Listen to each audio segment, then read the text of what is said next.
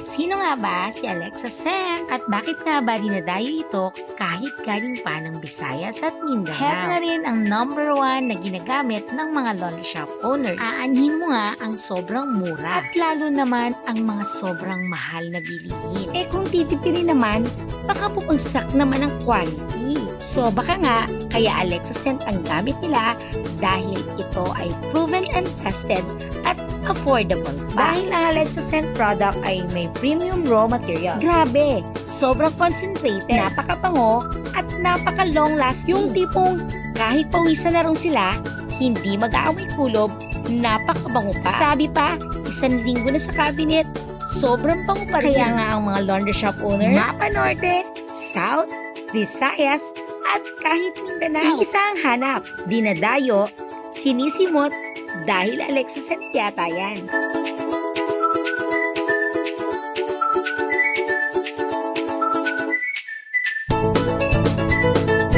Maraming salamat nga dahil over 1,500 plus na branches ang sinusuplayan ng Alexa Scent product. Sa dami nga ng mga orders sa amin sa Lazada, TikTok at Shopee, halos naggagahol na sa shipment ang mga orders dahil sarado. Kaya naman kinagagalak namin ipakilala sa inyo at ipabahagi na tayo po ay may mga authorized dealer na ng ating product. Yes, mga B!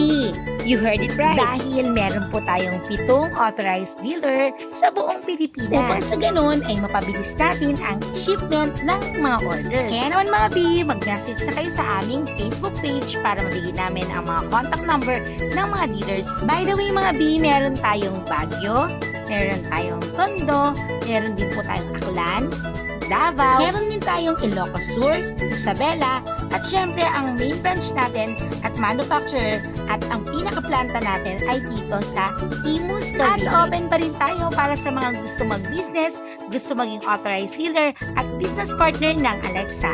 Kaya, message na!